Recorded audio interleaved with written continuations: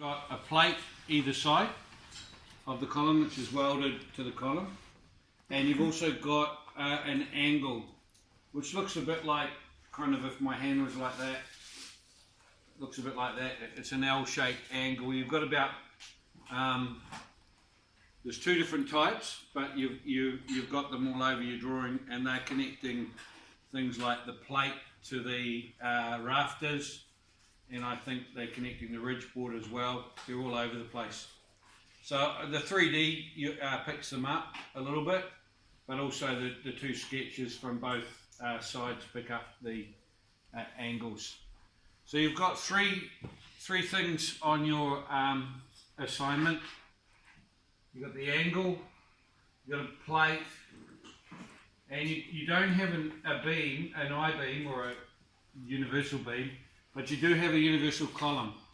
And I will tell you this now, the call up for that is exactly the same. We do it exactly the same way we call it up as we do the beam. So the learning outcomes today are going to teach you about the angle, the column, and the plates, which is all that's in the assignment. So really, there's a bit of a gift horse being looked in its mouth on this particular one.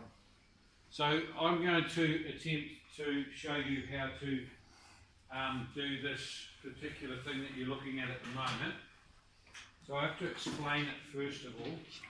What it is, as you can see by this wiggly line here, it's a cut-off piece of what we call a girder.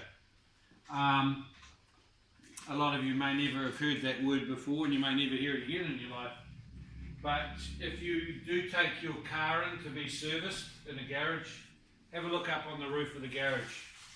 Sometimes you might see a couple, maybe it depends what garage you go to. There might be quite a few girders up in the roof, and they're there to support weight. For example, a chain to pull an engine out of a car, or even just to maybe lift up part of a car or whatever. Big factories often have girders because they have the cranes going along the roof line and lifting things up. So it's basically a stronger steel member than maybe a rafter or something like that, a smaller member that's up there in the ceiling. So it's quite common in that sort of situation. In a house, very unlikely, unless you're a bit of a car freak and you like to bring the engines in and out of cars or something. It's highly unlikely that there's girders.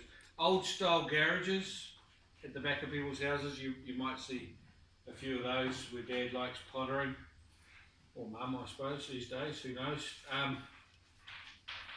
So this particular girder is completely fictitious, but it's an example of what one might perhaps do. It's quite common to strengthen a girder by putting a plate underneath it, and by maybe even strengthening it by putting this channel on top of it all the way along as well.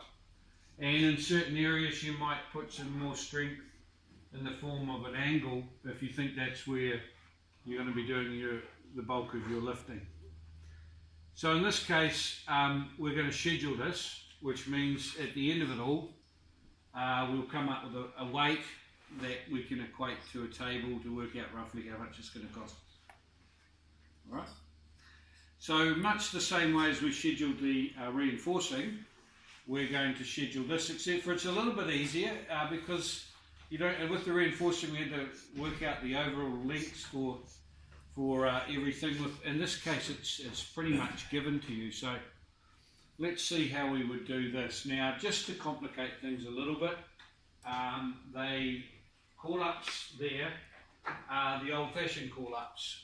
So this is what you might have got, say, pre-1980, pre-1970, something like that. Now, you're very lucky because I used to do manual drawing in 1981.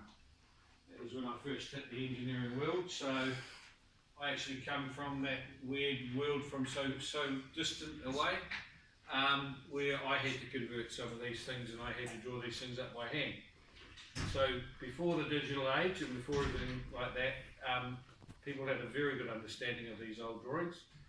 Now it's more a case of trying to convert things into the modern way of doing it. So the first thing we're going to do is our call up, which we need a column for, and I suggest you will need a column for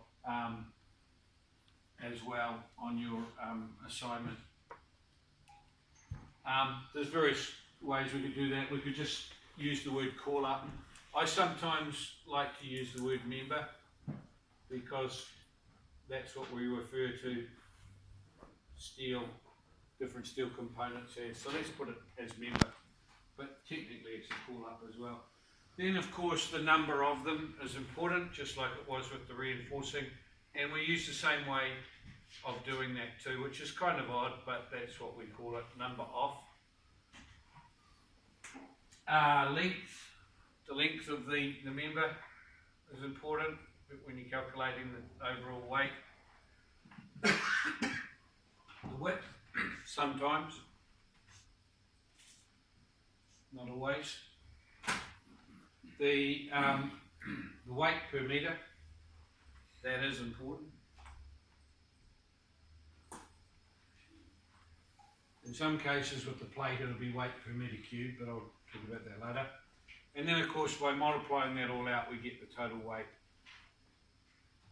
Now unlike the reinforcing, we don't need to do a sketch, but sometimes we also have this little end column for thickness, and that's the columns that we normally use. Now it's not as straightforward as everything. When it comes to the angle, you've been given up the top there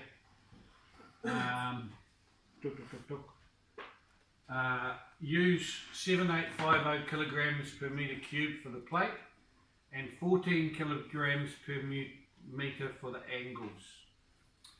So they've done the calculations for you. So somebody has sat down there and methodically worked out how much it's an angle of that size, an 89 by 89 by 11 weighs per metre. That someone is going to be you for your assignment. Now the good thing is you have an AutoCAD drawing that has got your angle in it. If you list the P-line around it, it will tell you the area, which will be the cubic, where that'll be the square metre. And of course you know the length because I've called them up on the assignment.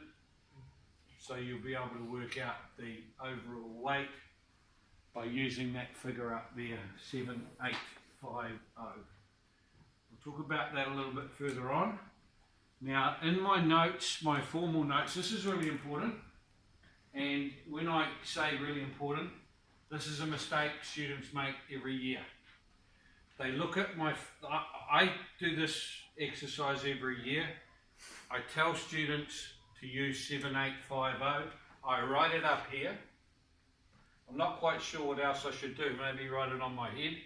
But students come to do their assignment on the Sunday night and they look at my formal notes and it says 7860.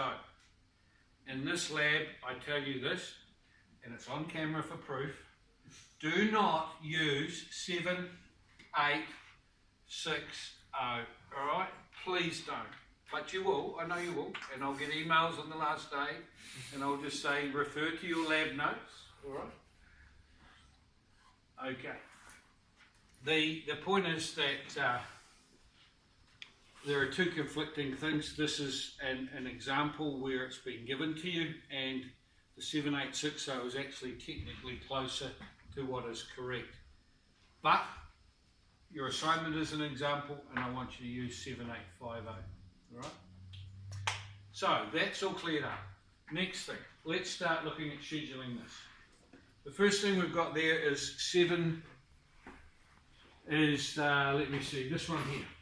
533 by 210 by 122 UB. Now, if I was a student in this class, I would now email Roger, because that seems to be the easiest way to get the answer, and say, what is the call up for that member? And then he'll reply almost immediately. Don't reply. Please refer to notes on week 9, your lecture notes. Oh, do I have to read those? Yes, you do. So you go to week 9 lecture notes and you go down to see the call-ups for universal beam, and you will see that it should be 381. Now if I was going to offer extra half mark for the first person to tell me what that, you'd all look at your lecture notes real quick, right? But I'm going to tell you, so it's kind of a bit of a cop out. TFC, sorry, that's completely wrong. Take it again. 533. UB, and the last number there that we use is 122. Now that is all in your formal notes, guys. Okay, so when you come to ask me a question, if you say anything like that that's in the formal notes, I'll refer you to the formal notes. I won't refer you to the page though. Now, the other thing that's in the formal notes is that this new way of calling it up tells you the height, 533, and the weight on the end. So when we go number off, okay, so we know there's one of them. There it is there, and it goes the full length, which up the top there says 6 meters. So we know there's one of them, 6 meters. Don't have to worry about the width, but what's our weight per meter? There it is there, 122. How simple is that? It's the same for a channel. A column, 122. So when you're doing your column, it's exactly the same. The overall weight, 1 times 6 times 122 equals 732. So that's the first one, pretty simple. Main thing to remember is the new way we call it up. And be careful, you're not finding the assignment that I haven't always used the modern way of calling it up. In fact, there might be a little trick hanging out there, so double check it against the notes. The next member I'm going to do is this here. Now it is, I'm going over this as a class example. It's hard to tell whether that's parallel or whether it's tapered. The clue is that tapered bit at the end there. Alright, yeah, it's parallel one has a flat flange at the end. We'll call this tapered for the sake of the exercise. You don't have to worry about that, you don't have any channels in your assignment, but you will need to do this. This exact one will be in your test with different numbers. Different lengths, different numbers, different weights and all that. So you do need to understand the concept of this. We have a chart in the test with numbers missing, and I'll be asking you to calculate certain numbers. Alright?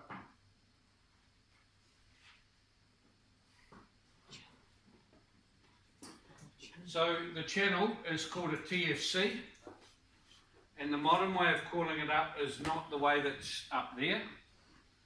Up there it's 381 by 102 by 55C. This, the way we call it up now is 381, and once again it's weight, which is 55. There's one of them that also runs for 6 meters. Don't worry about the width, and its weight per meter is 55, and when we multiply that out, it comes to 330. How about that? So what's the extension of the depth? What's the 55? Or the extension of the TFC is called a tapered. I should really tell you to look at your notes. Tapered flange channel, right? Which you knew that anyway, didn't you? All right. And the PFC is a parallel. The difference being that the tapered one kind of tapers a bit like that. It was really hard to tell from that picture. That's the tapered one, and the parallel one tends to be, I think I might have one of these in my office, so I should have probably brought it in. It seems to be more like that. Okay, oh, they're always curved a little bit in the corner. after all, they are plates joined together. So that's your difference, that's a TFC and that's a PFC. Right? So for the sake of this, we'll call it a TFC, although it's not that easy to figure that out from the sketch. So the next one we're going to do is our, actually just looking at that, it didn't take too long, we've only got 2 more to do. So we should be out of here, or at least I should be finished talking in what, 2 more minutes? 1 minute?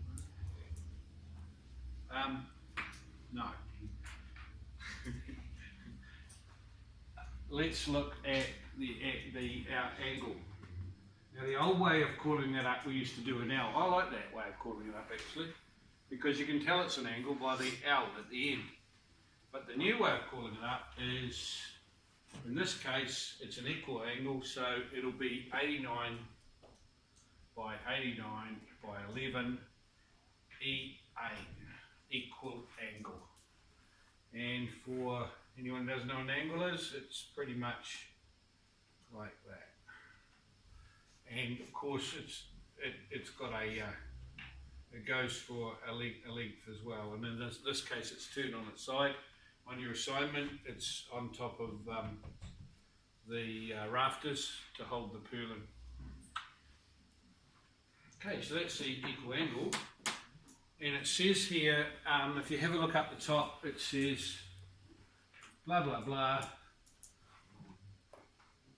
It's a 6 metre girder with similar ends. So when it says similar ends, it means the other end is also the same as that. So therefore we have to assume there is 2 angles there and 2 at the other end, so there's 4 of them.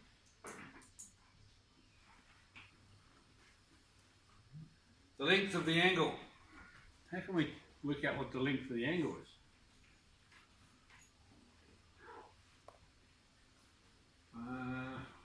Doesn't say on the drawing. Any thoughts? It's the height of the. So you got your beam, yeah. So you got your beam like that. So you're trying to tell me it's the height of the beam Minus the flank. minus the it's actually the web. There's flanges that bit. Oh, sorry, then. So, The web, yep. But there's 2 of them. yeah, 2 times. So what you're saying is it's the height minus 2 times the web. Now we know the height is 533, right? Because that's how we call the member up. So it's 533 minus 2 times the width. And the width is what?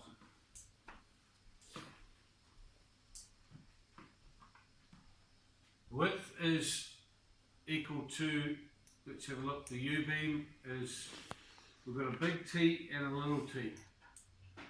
Any idea whether it's the big T or the little t? There's nobody in here is old enough to remember play school. Never mind. Big T and little t? No, okay. I watched it anyway. Big T is the bottom one and the top one. So that's big T. And this distance here is little t. Alright? Big T is 21.5. So that's to do the calculations to find out the height. It's 533 minus 2 times big T. So it'll be 21 point something. What does it say there? 3, I think. 21.3 times 2. Right? So 21.3 times 2 ends up being 409.4, is it? 0.4. No, 490.4. 490.4.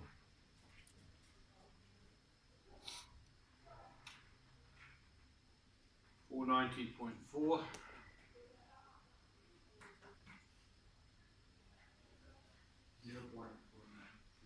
Yeah, because those that have done physics already or fundamentals or basic physics, realise that everything has to be in metres. Now, it's a little bit confusing because I'm making you draw in millimetres. All the drawing call-ups will be in millimetres.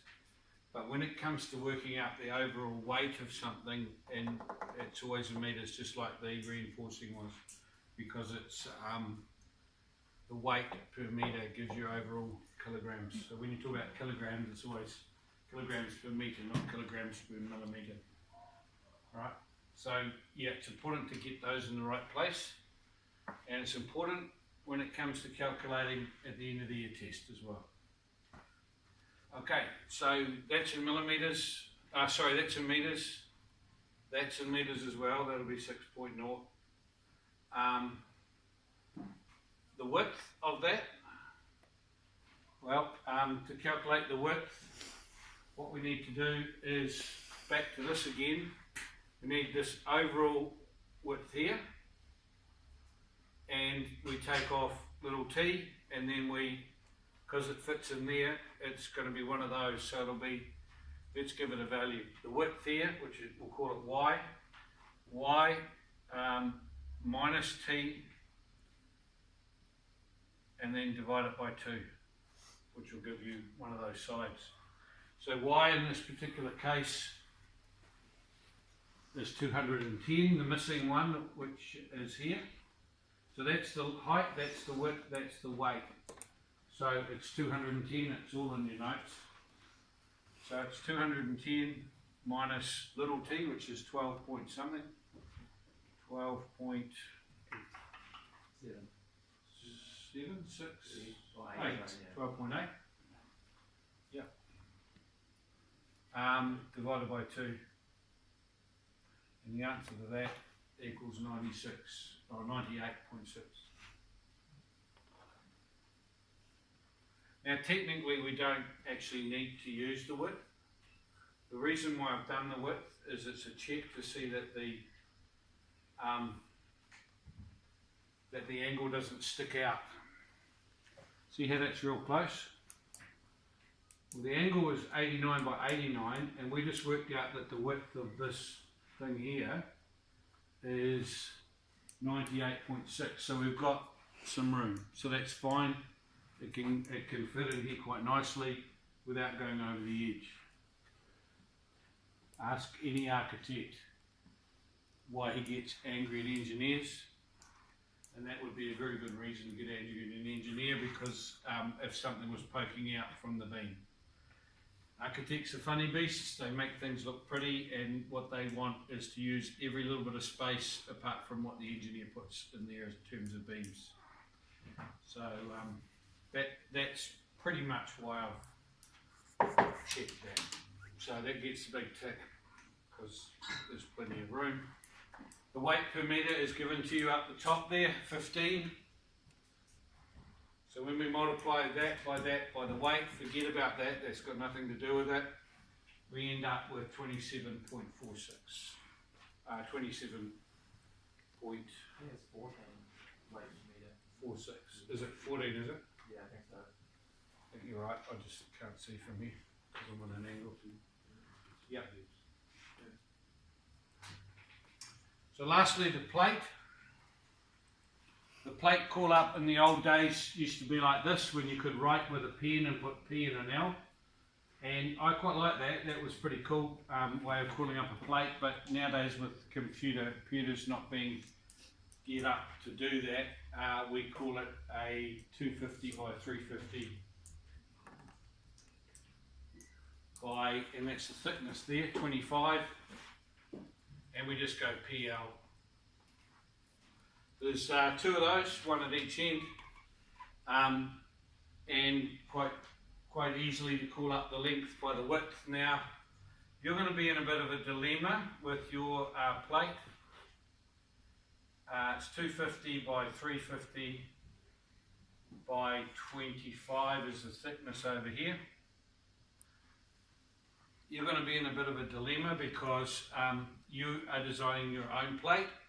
I would suggest that probably the best thing to do is make the length the biggest number. then you won't get all confused about it. It doesn't actually really matter too much. It's still going to come out to the same number. But whatever you call it up on your drawing has to relate to your table. So when you've done your table on assignment 3, in assignment 4 you're going to call it up on the drawing. Make sure you get it the right way around, because it's one of the things I check. Okay, I think you understood that, or were you all a bit asleep then? No? Do I have to do this again? No? Alright. I've got evidence, everybody's filmed it. Right. Okay, the weight of this is a little bit different. It is 7850 kilograms, this time per metre cubed. So 7850 per metre cubed. Don't forget that, it's not per metre this time, it's per metre cubed. So what does that equal? 250, 2 by 250 by 350 by 7850 by 25.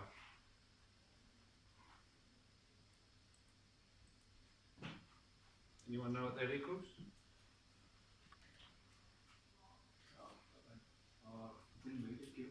Big one? That's a meter cube. So then Yes, that's metres cubed. So how can we Then, 250 and 350? yeah, 0.25. So what's the answer Yes, for half a mark? The first person. 0.175乘以7850。 What did he say? Homework what? Half a mark. You guys are like my granddad. Every time you mention money, suddenly his hearing aid is perfect. 17.17. 17.17 is 100% wrong. Big one? That's correct. Okay, here's the deal. If I don't get an email by Friday, you lose it. I need to know your name and ID so I can relate it. And then I can make sure I mark your assignment a lot harder than the rest. Okay. That's just to make everyone else feel good. Yeah, you probably think I did that last time. I did actually. Right. So what he did then was he automatically put a little 0 in there. Either, yeah, by 2 years. I know. Well, I can't say that, but yeah, I agree with you though. So it's that. Somebody wasn't listening then. I think you all were. That by that by that by that by that equals the answer. Alright, that's quite an easy table to remember how to do. The example is exactly the same in the test. There should be at least 2, maybe 3 questions from there in the test. One of the hardest things for students to remember is it goes into metres, because these here are covered up and so is that one. So when the test comes up and hits you in the face, you forget completely about the 0 point something or other and you put 490. Or you put 250 and the answer's wrong. Alright, so remember it's in metres.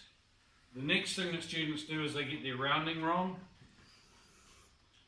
And lastly, they kind of get these webs and flanges around the wrong way. So this should help you do that. Now I'm going to make that available online for you guys to have as well. Okay. You guys that are filming, you are able to put it somewhere apart from some dodgy website that the rest of the class can actually have a look at it. Will be nice. I don't really want to be surfing and find it in a place it shouldn't be. Not that I would be surfing on my company laptop. Okay. So I'll leave that there. The model answer of that is about to be made available to you on Moodle as well.